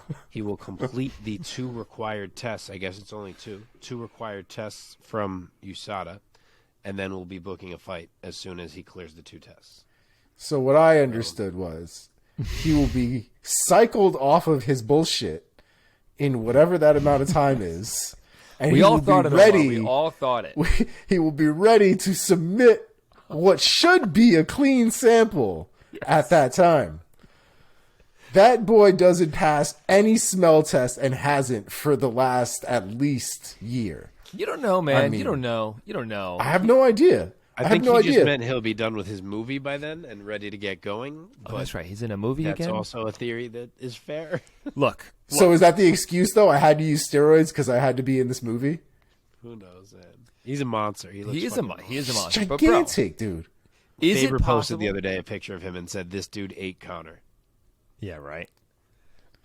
Is it possible that he's like filthy freaking rich and all he does all day is eat chicken breasts and lift weights and take creatine? Yes. So yes, I do think it's possible. I think also that he is a guy who, see, when guys are not fighting and they don't have to cut, I believe they can blow up like this. Like we've seen it before with fighters who have retired and then suddenly they're like way more jacked. It's because they don't have to cut down and keep their body in lean fighting shape, so they can just. You realize their natural body may not have been as lean as their fighting body was. You know what I mean? So Is that really his natural body though? I don't mean that. I'm saying like yeah. the natural size he would be as a guy who constantly works out. If he's not focusing on staying lean because he has to make a weight, that he might be a guy who has a more jacked body type than we realize when he's not trying to keep it lean. So, granted, I think he may be on some sauce. I'm just saying I think it is possible. If he was actively fighting and blowing up like that, I would say no way. But the fact that he hasn't fought in so long and he hasn't had to cut, I guess maybe it's possible. What do you think he weighs right now? Because I look at him and I swear to God, the number 190 pops into my head. That's he looks literally ridiculous. the number I was just going to say. That's what I was just going to say. That's crazy. Pretty fucking jacked. That's absolutely mad. 190 pounds. That's Craziness. yeah. All right, fight announcements. Let's go. Actually, so real quick, just a little tidbit. Now that you actually mentioned it, I forgot to actually add this to it. Artem Lobov, longtime friend, training partner, consigliere of McGregor, is suing Conor McGregor for money related to the success of Proper 12, citing that he came up with the idea and I believe came up with the name of Proper 12. Yeah. And so now he wants 5%. I don't know if it was 5% of the proceeds or 5% of the company. Either way, 5% is fucking a lot, I feel like. So we'll see what happens there. I think he wants 5% because the company was sold. Conor doesn't own it anymore. That's right. I think he. So it's probably 5% of what he bought it for. 5% of what the sale price was. Right. Oh, yeah, okay, damn. that makes sense. But it's wild because I've heard past interviews with him where he kind of went into it of how the initial conversations and how he kind of had a knowledge of whiskey and he was explaining a lot of the whiskey business to Conor and he even set up some of the meetings and that kind of thing. But then he literally is like, yeah, Conor tried to give me $1 million when it launched and I wouldn't take it. Like I would never take money from Conor. Even when we trained together, he would try to pay me for training, and I wouldn't take it from him. Like, that's my brother. So, like, how we went from there to I need 5% of the proceeds, I don't really know. Because now he's fucking broke and he's got a fucking kid and reality set in that he's a dumbass and he should have taken the money when it was offered to him, and now here we are. Probably. Artem is not the sharpest tool in the shed. Yeah, but shit like that sucks. Because, like, if that's me, if I'm Conor, I'm like, dude, like, you're What the fucking dead fuck? to me right now. Like, that's super Yeah. fucked up. Like, Yeah, it's pretty grimy. It is pretty grimy. Yeah. Yeah. I think they were so close. yeah. Yeah, I mean, I don't know because McGregor is training with everybody and their mother on that boat and everywhere else, and I haven't seen him standing next to Kavanaugh in years. Yeah. So I don't know how any of those relationships went down. I think McGregor is definitely living on a different plane of life than all the other guys. So That's correct. all right, fight announcements. It is Derek Brunson is out against his fight with Jack Hermanson. However, and as a person who's going to this Orlando card, I'm actually more intrigued by this fight. Jack Hermanson will now be facing Roman Dolidze Wow. in the middleweight fight. So I am That's a big down jump. for that. And I like that fight better, if we're being wholly honest. Yuri Prohaska has been injured and will vacate his light heavyweight title Jan Blachowicz will now face Magomed Ankalaev for the vacant belt in the main event of UFC 282 on December 10th. For those of you wondering, Glover Teixeira was offered Magomed Ankalaev for this title fight. Glover elected to not take the fight because he said he would need more time to train, that this guy is a completely different fighter, and so he would need more time to get ready for this man. He offered a different date. The UFC said, no, we need a date. We need a title shot or a title fight for this event. He said something about doing it with Jan again, and they said, no, we've already seen that. We want Ankalaev in this fight. And he said no. So that is why he is not in this fight. That is why it is Jan versus Magomed Ankalaev, just in case you guys were wondering. Okay. Yeah, I get it from the UFC's perspective because they already had Jan and Magomed booked. Like, that fight was already happening either way. So for Glover to say, like, no, and let's bump it back, they would have lost that fight as well. So, like, I'm sure they're not trying to lose two fights. They were like, fuck it, we're sticking with one of these things. So I totally get it. Yeah, and they were talking about interim. They were playing with the idea of the interim title as opposed to stripping, or not stripping, but Yuri vacating the title. But Yuri's he's been out for a minute already, as it was. The injury that he has, apparently it is quote unquote the worst shoulder injury that they've seen. And so they're looking at least about a year before he comes back. Maybe 6 months straight of, recovery, and then there's rehab, and then there's training, and then et cetera, et cetera. So it might not be until the beginning of 2024 before we see Prochazka back in the octagon. Which, honestly, is just hitting me. The main reason this sucks so much is because we probably never get to see the rematch of Glover and Yuri now. Yeah, Glover probably retires by next year. Yeah, it probably never happens. Even if Glover does fight the winner of Jan and Ankalaev, that may be it. Yep. Especially now that his boys Pereira's got a belt now, and things are changing quite quickly in that camp. So yeah, I can see it. What a shit show, though. God, it sucks. Yeah. All right, Brandon Royval, our boy, he is out against his fight against Amir Albazi. Albazi will now be facing Alessandro Costa at UFC Vegas 66 on December 17th. Jake Matthews versus Matthew Semmelsberger is a fucking banger. Dude, that one has been added to December 17th as well. Fuck Mark that booking. That's a shit booking. Why is that a shit booking?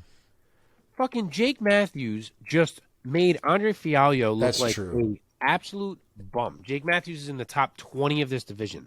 Matt Semmelsberger just lost his last fight to Alex Morono. He's not even like top 40. That's a bullshit booking. I thought Jake Matthews was going to get a ranked fighter, and he gets Matt Semmelsberger coming off a loss. Jake Matthews did look like Conor McGregor in that last one. I remember we were joking about him looking like the Conor McGregor version of Jake Matthews. That's true. What card did you say? Is it on the Perth card? No, December 17th in Vegas. Oh, it's not even that fucking card. I don't know. I was going to say maybe that's the only person who could be ready for Perth. That's whack. Fuck that. All right. Emotions. Now it's listen. Mark has spoken. Yeah, Mark is the matchmaker of the show, so he has the final say. David Dvorak versus Manel Kape has been added to UFC Vegas on December 17th as well. Mark's happy with that one. He likes that one. That one a lot. That's a scrap. Drew Dober versus Bobby Green has been added to UFC's December 17th card as well. Quick side note, for those of you who might be wondering, didn't you guys just tell us Bobby Green was out and he's popped for something? That was the case. Just keep in mind that was retroactive to when he actually popped, which was back in March. So he got a 6-month suspension from March. So we're good to go. Next on the list, Punahele Soriano versus Roman Kopylov has been added to UFC Vegas 67 on January 14th. Dan Ige versus Damon Jackson has also been added to that card on January 14th, along with Umar Nurmagomedov versus Hani Barcelos. Also, a development as far as we've announced this fight between Gastelum and Imavov already, but to keep in mind, they will now officially be headlining the card on January 14th, which is the first card of the year. Gilbert Burns versus Neil Magny has been targeted for UFC 283 on January 21st. Neil Magny called his shot for Gilbert Burns right after his last fight, and it looks like that shit worked for him, so good for him. Junyoung Park versus Dennis Tululin has been added to UFC Seoul on February 4th. Ode Osborne versus Dennis Bondar has been added to UFC Fight Night on February 25th. Anthony Smith versus Jamal Hill has been headlining, or will be headlining, UFC's March 11th event. And last but not least, Macy Barber versus Andrea Lee has been added to UFC's March 25th event. And that's all we have for you guys. Oh, baby. There. Oh, baby. Besides the Jake Matthews one. It's true. All right. Do I get to re-participate in this show now? I'm fucking ready to go. Mark is back. Mark is back. Okay. This weekend we do not have UFC action. We do not have Bellator action. We do not have one championship action. But we do have PFL action. Boom. Holla at you, boy. This Friday, PFL 10 2022 championships going down at the Hulu Theater in New York City, New York, USA. And this will be the finale of the playoffs for all divisions, with the winners of each weight division getting $1 million prize. Also of note, this will be PFL's first ever pay-per-view event, being available on ESPN Plus for the grand sum of, what was it, Omar? $49.99 plus sales tax. Ooh. Okay, let's make our way up this card. Magomedkerimov versus Gleison Tibau going down. What's so funny? In the welterweight division. Mark, let me throw it over to you first. Welcome back. What do you have to say about this welterweight matchup? We were just laughing because we respect your dedication to the craft of pronouncing Brazilian names. Thank you. I don't think I've ever heard anybody say Tibau. I'm pretty sure that's how he says it. I like it. I'll go with it. I'm all right with it. Should I say that Tibau is the man who beat Habib, just to really get the people who think we hate Habib going? Oh my god. All right. Yes. So, pretty deep PFL card. This is like the 10th fight down, and it's got Magomedians in it, and he's a stud. So he's a big favorite here. He is minus 475. Gleison Tibau is the dog at plus 325. I'm sure the PFL is looking at this one, hoping it's a rehyper for their guy Magomedkerimov coming into next season, where I'm sure he'll be back in the mix. The only reason he wasn't in the mix this year, didn't end up in this year's playoffs, is because he had a fight fall off. So he didn't end up earning enough points because of it, which is kind of the way it shakes out sometimes in PFL. He didn't even lose. He won his one fight that he had, but didn't have enough points to make it into the playoffs. So unfortunately, he was outside looking in. But he's going to have a huge size advantage here. He is 5 inches taller than Gleison. He has a 5-inch reach on Gleison. He's the bigger man. Tibau was a lightweight for much of his career. Magomed's a pretty big welterweight. I think he takes it to Tibau. I will say UD just because I do respect Gleison's skill level, but I think this one is all Magomedkerimov. Omar, any thoughts?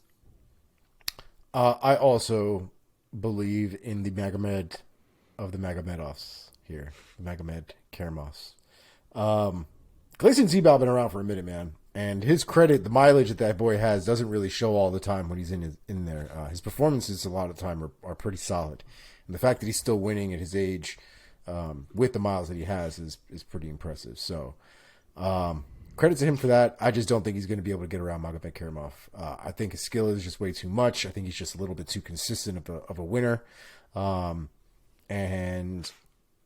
I do think Gleison Tibau is a tough out, but I do think Magomedkerimov finishes him, so I will go TKO round 3. Let's go. Okay. In the which division here? In the lightweight division. Lightweight. Yes. How do you say this guy's name? Natan Schulte? Schulte. Schulte. Or Schulte. I forget if you say the E. Taking on Jeremy Lil Heathen Stevens. Omar, why don't you take this one first? Jeremy Stevens. How can you not love Jeremy Stevens? This is his third fight in PFL. His first two did not go, or his first one did not go his way. The second one kind of did, but it's not really a Jeremy Stevens fight if he hasn't knocked somebody out. So I don't think he's really been satisfied with this little PFL run that he's had so far. The gentleman that he is fighting here, Natan Schulte, has only been knocked out once, so there is an opportunity to get knocked out again. He hasn't been as consistent, at least in recent, so I like Jeremy Stevens. I never really thought Jeremy Stevens necessarily fell off. I know he's had a lot of losses as of late, but I always thought he looked good up until he got his ass handed to him, so I'm going to go with Jeremy Stevens here. I'm going to go with him by knockout first round. Let's go. Mark, your thoughts? So Stevens is a big dog. I do think he's live. He's plus 310. Natan Schulte is minus 410, which is pretty wide. It hasn't gone great for Stevens in the PFL thus far. As Omar said, he's 1-1, 2 decisions. The win was a split. He hasn't been terribly impressive. I think the main reason that these odds are so wide is because Schulte is kind of known for his chin, and he's a wrestler. So you combine those two things, and it's sort of like, how will Jeremy Stevens pull it off then? I do think he can crack anybody's chin, but I'm going to say that Schulte can or Schulte, I don't know why I can never remember how to say his name, even though I've watched him fight about a dozen times in my life. But I'm going to say he can take what's coming at him, and that the wrestling ends up being the factor here, and that he can just drown Stevens to a decision. Okay. Moving on into the featherweight division, it is Moraes on Moraes violence. We have Marlon Moraes taking on Sheyman Moraes. Mark, sticking with you, what are your thoughts on this fight? So this is a very tight one. They're both minus money. Sheyman is minus 115. Marlon is minus 105. So practically a pick'em fight. I am glad we got this fight instead of the Shane Burgos matchup that Marlon Moraes was supposed to have, which just felt like an unfair size advantage mauling waiting to happen. So I'm glad we have this one. Sheyman is still bigger. It's a factor. He's 2 inches taller. He's a 5-inch reach advantage, which is pretty significant. Add in the fact that Marlon may be washed. I mean, the dude was just planning to be retired before deciding to hop back into the PFL. It has not gone well for him lately. But he has still looked good in a lot of moments. Like, even in the loss to Merab, he was putting it on Merab in round 1. And Merab is one of the best bantamweights in the world. So the skills are in there. And on top of that, Marlon has always been better than Sheyman Moraes. Like, he just has been. These two even already fought in the past, and Marlon won. So it is possible he's just one of these guys who has hit the wall and it's over, and I think that's why the odds are even though Marlon's track record is so much better than Sheyman's. I'm going to say Marlon can find the chin. I think if he's still even remotely close to himself, he is the faster, more dynamic striker by a good stretch, and I think he can put Sheyman down. I will say round 1, knockout. Omar, your thoughts? Marlon has had a tough run, to say the least. I personally don't think he won against Jose Aldo, and so if you take that into consideration, the man hasn't won since early 2019. He's lost, what would that be? I mean, technically like 5. I say 6 in a row. I know he got a lot of shit for that Jose Aldo fight, so I don't know how much he takes away from it, but regardless, he's had a really, really rough run as of late. With all that being said, just like Mark said, he's got skills. They're in there. They haven't gone away. But the man is like he's almost like somebody who runs, tries to sprint to the finish, and literally trips over his foot right at the very end. Perfect performance, and then fucks up. And that just feels like that's what it's been with him for quite some time now. I want to say that from his mouth, it sounds like him not having to cut weight as much anymore is going to make a significant difference. It sounds like it gives him more energy. It'll make him stronger. He says he feels better. He doesn't feel like he's killing himself to make weight anymore. So I'm going to take that into consideration. I will stay on the Marlon Moraes train for right now, but I fully reserve the right to Mission Impossible my ass out of this train. So I will go by Marlon Moraes, unanimous decision. All right, moving up to the main card, the light heavyweight division. Now, I believe this is a light heavyweight title fight for $1 million between Omari Akhmedov versus Rob Wilkinson. Omar, your thoughts? I can't get over this guy's fucking mustache. Shit is so jarring. All right, Omari Akhmedov is definitely one of those guys I used to watch in the UFC. I'm surprised. Why did he leave the UFC? I don't remember if they let him walk or if he chose to go. I say this is a solid fucking resume here, to be quite honest with you. Oh yeah, he was good. Yeah. He was always. I remember him being good. Yeah. Anyway, I've always been pretty high on Akhmedov. I always thought his skills were pretty well rounded. His ground game was definitely legit. I think he definitely has what it takes to continue winning in the PFL. He's only lost one, his first fight in the PFL, and he's won ever since. Rob Wilkinson has not lost in the PFL yet, but I think this will be his first. I will go with Akhmedov by decision. Mark? All right, so the UFC vet, or actually they're both UFC vets, so I shouldn't say that. Wilkinson had his little run. He was actually Izzy's first fight back in Izzy's debut. And that was his last. But the more so veteran, I don't know why my brain is breaking, in Omari is the underdog here. He's plus 170. Rob Wilkinson is minus 210. I'm not surprised. Wilkinson has been marching through this season of the PFL. He has been walking through dudes, knockouts left and right. At the same time, he hasn't necessarily beat anyone who's too credible, and Omari Akhmedov is that, and Omari Akhmedov has beat some dudes, and even drew with Marvin Vettori back in 2017, which is kind of an odd claim to fame, but it's a credible result to show you his skill level. They both can wrestle, so even if Akhmedov tries to go that route, Wilkinson may be able to deter that.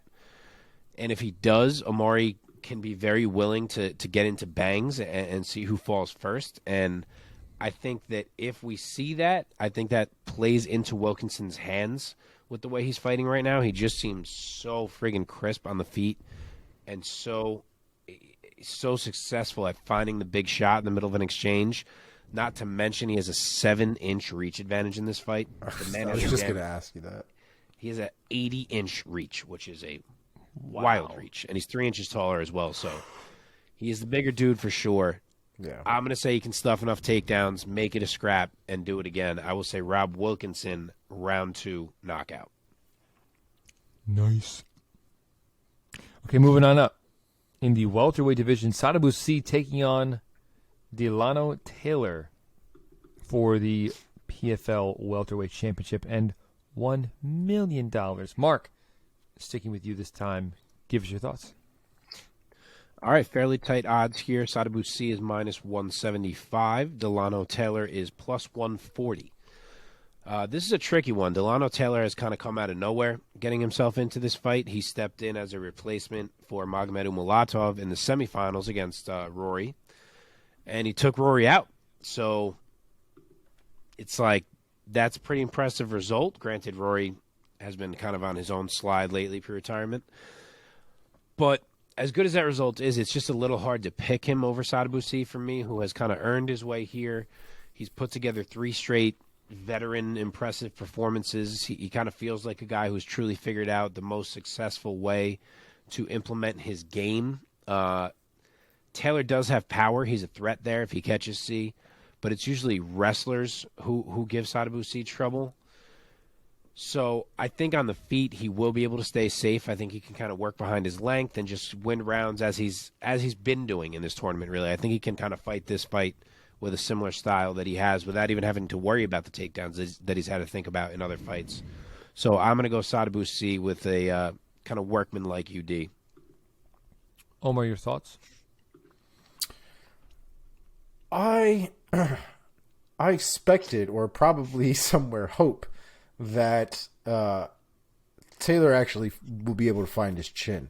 I think Taylor's aggression, his ability to come forward and ability to close distance might make things a little bit more difficult for C. Is it C? C, yeah. Mm-hmm. It'll make it more difficult for C to capitalize on a lot more opportunities than one would think. I think it's going to be a tough ask for Taylor, but I think then again, so is Rory. Even on the worst days, Rory is still Rory McDonald. So I definitely think it means something, that win that he took away. So I'm going to go with Taylor by TKO round 2. Like it. All right, man, it's getting crispy here. For the lightweight championship, Stevie Ray taking on Olivier Aubin-Mercier, OAM. Omar, sticking with you, give us your thoughts on this matchup. Who do you think is going to take home the gold and the green? This man has whooped Pettis' ass twice at this point, and I still am not ready to pick him to win a fight. I don't know why. Maybe I'm an asshole. I'm not really sure. What I can tell you is I am not prepared to pick against Olivier Aubin-Mercier. I think his wrestling is fantastic. I think he's actually gotten just a little bit crisper, having gone over to the PFL. And I think he knows how to win. I think he knows how to take 3 rounds away from somebody. I think he knows how to outwork people. And I think he's able to take this one home. I'm going to go with OAM by unanimous decision. OAM, the 5-fight win streak to Stevie Ray's 2-fight win streak, both over my boss, Anthony Showtime Pettis. Mark, what are your thoughts? I feel very similarly. If Stevie Ray wins this tournament, it's just going to be on the back of me not believing in him the entire way through, and same for Omar. So I will be impressed if he pulls it off. Not like he's a bad fighter. I haven't felt like these were the right matchups for him, and I feel like it even more so in this fight than I did against Pettis. And the odds makers seem to agree. OAM is minus 375. Stevie Ray is plus 285, which is pretty wide for a fight where guys have somewhat similar resumes as these two do. Of course, I'm impressed seeing Stevie Ray beat Pettis twice. I just can't pick him here. First off, I thought OAM would win this tournament since the day he signed with the PFL. And secondly, I just think it's a really hard style matchup. I'm not sure what Ray can do to win it. I don't see him being able to out-wrestle OAM. OAM is such a good scrambler. He's so strong. His wrestling is high level. I don't see him being able to outstrike OAM. OAM's so good at keeping the distance. I think he's quicker. He's longer.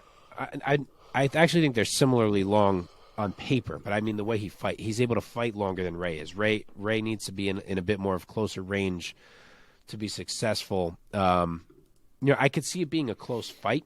Don't get me wrong.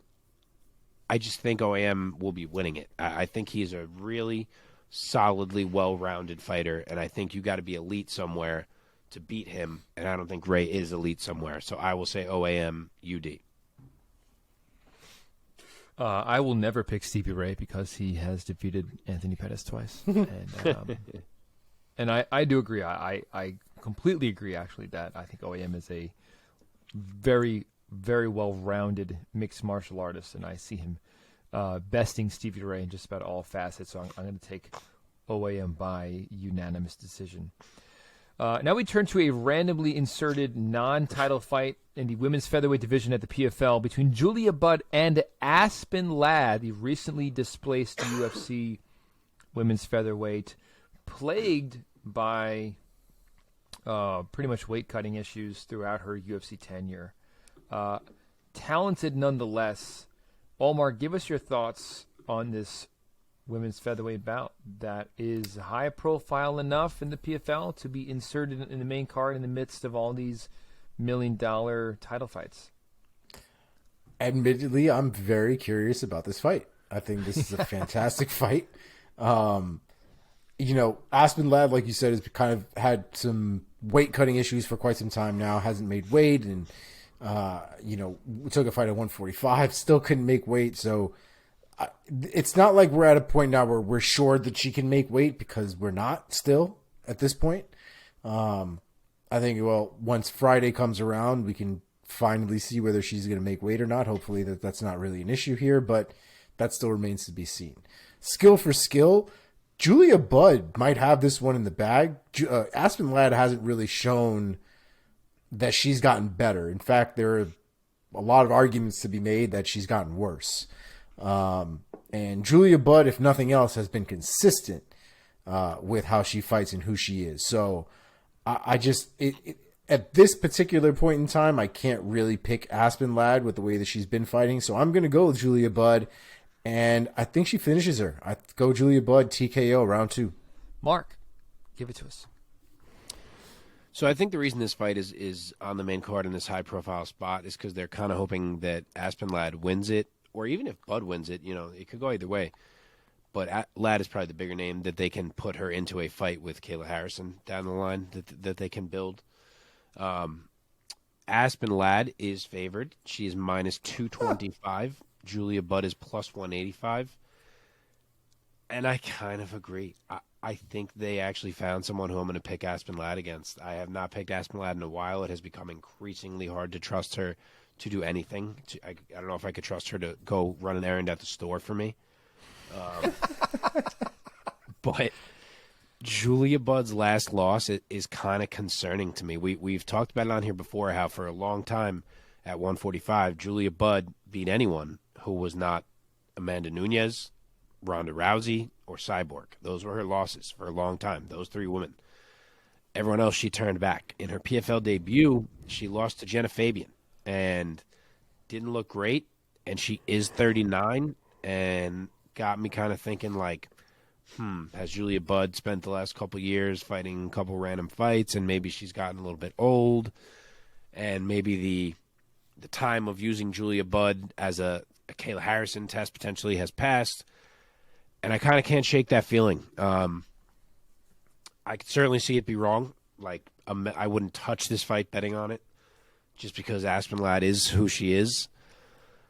But I thought Budd looked a little bit on the short end of the athletic end in her last fight, and Ladd is at least that.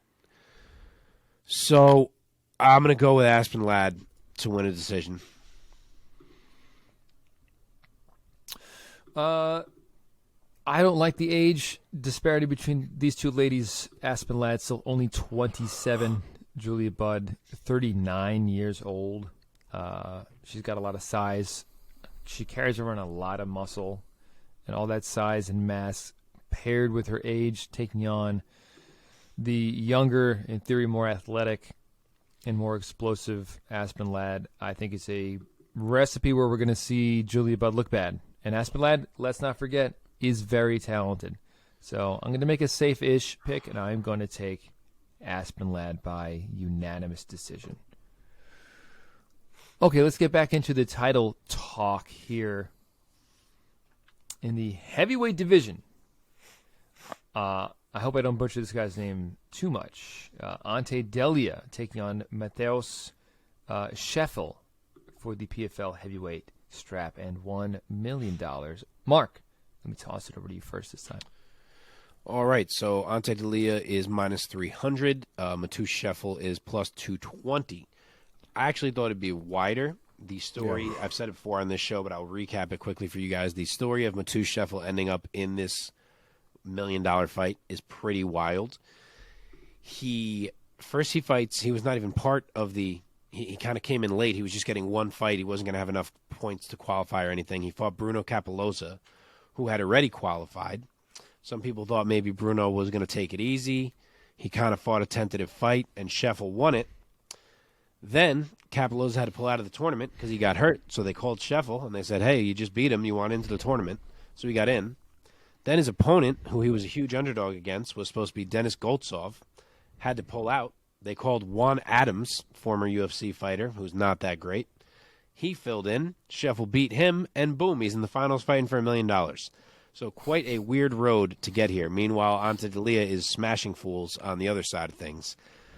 So, and one of the fools was Mateusz Scheffel. Ante Delia already beat him back in April by TKO. So Scheffel gets his shot at a rematch. I don't think it's going to go any different. I think that at some point Scheffel has to get exposed in this run. I think it's now. Ante Delia is prone to start quick. I'm going to say this happens quickly. Round 1 knockout for Delia. And he's also the bigger man, I meant to say. 4 inches taller, 3-inch reach. I think it's a factor. I think he bum rushes him. Round 1 knockout. Omar, what are your thoughts? I would actually have to agree. Like Mark said, this guy, they've already fought, and I think Delia already has his number. I do think that it will be pretty violent in the first round, but I don't think he'll be able to close the show in the first round. Come the second round, though, I think he'll be able to pick up where he left off. I go with TKO round 2. All right, moving on. In the co-main event of the finale of PFL season 2022, for the featherweight title and $1 million, Brendan Loughnane taking on Bubba Jenkins. Omar, why don't you give us your take first? Out of curiosity, is it Loughnane? It's not like Lachlan or some shit? Loughnane. Okay. Loughnane? I've heard Loughnane. I think it's Loughnane. I have heard it both ways, but I feel like I hear Loughnane more often. Who knows? Who knows? All right. Well, I like me some Bubba Jenkins. I've been a Bubba Jenkins fan for a little bit now, partially because of the name, the other part of it because I enjoy the way he fights. I think for this one, these guys are both very, very well-rounded.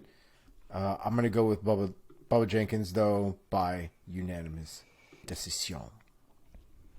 So, Loughnane riding a 3-fight win streak coming into this title fight. Bubba Jenkins, of course, needing no introduction, also riding a 3-fight win streak. Mark, give us your pick. All right, so Loughnane is favored here. He's minus 180. Bubba is the plus 145 dog. I really didn't know which way that was going to go. I knew it would be in the hundreds, but I didn't even know who would be favored. So it is Loughnane. This is my favorite men's fight on this card for sure. I really love this fight. Could absolutely see it going either way. Loughnane is coming off a truly perfect fight. He fought his best possible fight against Chris Wade in the last one. Got a huge win to put himself here. I think he's going to have to do it again. I think he is going to have to fight as perfectly. Wade is a great wrestler. I know Loughnane managed to turn him back, but for some reason, despite Wade having actually beaten Jenkins in the PFL, I think Jenkins is going to find more success. He just feels so dialed into me right now. His kickboxing has improved drastically since we knew him as a Bellator fighter. I think that helps him to find some entries and find some takedowns. And as tough as Brendan Loughnane is, I mean, the guy has won 10 out of 11. Like, he is the real deal. He should have been in the UFC if you remember his whole thing with Contender Series where he didn't get the contract when he should have.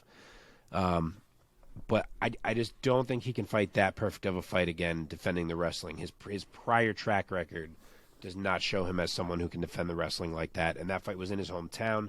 Crowd was crazy behind him. I think that may have been a factor. I'm going to bet that he can't do it 2 fights in a row. Plus, Jenkins is a bit faster, a bit more explosive than Chris Wade is. I think that helps him too. I'm going to say Bubba rides a multifaceted performance between the striking and the wrestling in a close fight, but to a decision victory. Omar, give us your thoughts. He went I first. did. Oh, my bad. Bubba. Team Bubba. Oh, that's right. You were Team Bubba. I'm going to be the contrarian here. I think Loughnane is a super talented guy. He only wins on winning streaks. If you look at his record, his losses are spread apart. He'll have a random loss, and then he'll go on another 4, 5, 6 fight win streak. Super talented guy. I'm going to take him by knockout. I'm going to say round number 3 over Bubba Jenkins. Nice. Okay, boys. Main event time. We have for the women's. I believe it is the lightweight championship for the PFL between Kayla Harrison and Larissa Pacheco. So we have Harrison, the 32-year-old. At this point, PFL living legend, has won more PFL straps and millions than anybody else, I suppose. The undefeated Olympian in MMA now. She's 15-0. The 32-year-old out of Middletown, Ohio. Most recently coming off of a victory over Martina Jindrova back in August of this year. Larissa Pacheco. This will be the third time's a charm for Pacheco, who has tried twice against Kayla Harrison and been unsuccessful both times, losing both fights by unanimous decision. Pacheco, the 28-year-old out of Para, Brazil, 18-4 as a professional with 9 knockouts and 8 submissions. Only one of her victories has come by way of decision, and she will be riding a 5-fight win streak coming into this Friday night. Omar, let me throw it over to you first, buddy. Give us your thoughts and your pick. Harrison versus Pacheco. Kind of a crazy fight because I think any other day of the week I'd probably be picking Pacheco to win a fight. But Kayla Harrison is a beast. Her technique puts her on a completely different level. She's already taken out Pacheco twice, I think, at this point, or once, twice, yeah. Twice. And I don't know what I'm supposed to expect for this fight to be different. Kayla Harrison, again, is somebody who uses her judo and her wrestling to be on a different level, and I don't think Pacheco is on there. If this was a straight striking match, we'd have a different conversation. But the fact is that as soon as Pacheco looks like she might be getting comfortable, her ass is going to get spun into tomorrow. She's going to end up on the floor. Kayla's going to end up with an arm or a neck, and it's going to be over. I credit Pacheco for being able to survive against Kayla Harrison, I think both times, actually. Yep. Yeah, she's never been finished by Kayla Harrison. And to Never be won fair, around either, though. Yeah, but in a world where Kayla Harrison is taking limbs left and right for the most part, Yeah. it's you know, I guess it's like saying you were the best, worst one of the class, so it's not really like the greatest compliment in the world, but, you know, you didn't get sunned like I guess everybody else did. But again, I think Kayla Harrison has Pacheco's number. I don't think that anything different has changed or will change to make this result any different than what it was. So I'm going to go with Kayla Harrison by unanimous decision, and I expect there to probably be at least one 10-8 round involved. Mark, give it to us, your pick and your take. Okay, so Kayla's a big favorite. She's minus 675. Larissa Pacheco is plus 475. I was curious how big it would be with the run Pacheco's been on, but still pretty damn wide. Yeah. To start, I just want to point out how good Larissa Pacheco is. Her losses in her career are to Jessica Andrade, Germaine de Randamie, and Kayla twice. All world champions. In her 18 other fights, she has won them all and finished 17 of them. Like, the girl's an animal. And she looks like she's in the best form of her life. She looks legitimately scary. She's murdering people in round one again and again.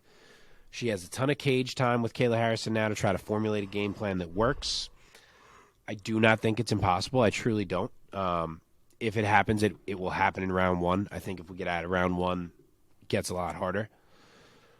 But with all that being said, you cannot actually pick her as much as I'm very interested to see those first 5 minutes at least. It's just, she has looked that frightening that I'm like, fuck, like, maybe? Like, I don't know, but you can't pick her. Odds-wise, you could sprinkle her for sure, whatever the odds on a knockout are, but in terms of a straight-up pick, you got to go with Kayla. Kayla did seem a little bored in her first fight back in the PFL in 2022 after failing to materialize a Nunez fight or a Cyborg fight. But she's turned it up in her last two. She finished both, one by TKO, one by arm triangle. I got to think she's ready for this. She's been watching all the performances by Pacheco. She knows this girl's coming. She knows that she is still right there to potentially land a huge fight at any moment. You know, if she wins this million, who knows what kind of negotiations happen. Maybe she is suddenly fighting Cyborg somehow in some agreement between the companies. So there's a lot on the line. She can't afford to slip up here. And as much tape as Larissa has, and as much time against Kayla as she has, I just don't think you can close a gap that big in the wrestling and the judo. So I think Kayla will do what she does. If I got to bet, that's what I got to say. I think she'll do what she does. I think she gets the UD again. Maybe this time Larissa wins a round. I really am impressed by her, but how can you not pick Kayla Harrison? So Kayla Harrison completes the three-peat and takes another milli home. Yeah, I'm going to agree. I think that it's impossible to pick against the 15-0 fighter to begin with, as impressive as Pacheco is and as much firepower as she brings into a fight, especially in the early moments of the fight. Yeah, we've read this play before, and we know how it ends, and I think it's going to be most of the same. And I think that not only has Pacheco had 2 chances to figure out Harrison has also had 2 chances to clearly figure out Pacheco. So she also will be game planning and knowing how to exact her game plan. I think she's going to sail to an uneventful, unanimous decision victory, staying away from the power and the skills of Pacheco. It's going to be very grapple heavy once again for Harrison. So I'm going to say Harrison by unanimous decision and still and once again and all the things. There you have it. There you have it, gentlemen. Well, we've done it again. Another episode. Let's end now with a little bit of trivia. This week we have some Kayla Harrison themed trivia. It's a fun one. Not exactly fight related. So here we go. Kayla Harrison has appeared on what comedic television show as a cameo? Is it A, The Carbonaro Effect? Is it B, Ridiculousness? Is it C, Impractical Jokers? Or is it D, The Nick Kroll Show? I'm going to go with Ridiculousness. I don't even know what the last one is, but yeah, I was thinking I would say Ridiculousness too. You don't know Nick Kroll? Nick Kroll's funny. He's a talented guy. Yeah, you should check him out. He's got moments. The answer is C, Impractical Jokers. That's what I was deciding between. Dude, it's such a great show. I don't fucking find those guys funny at all. I will Dude, fight, are you kidding? I will fucking fight every single one of those assholes. What are you talking about?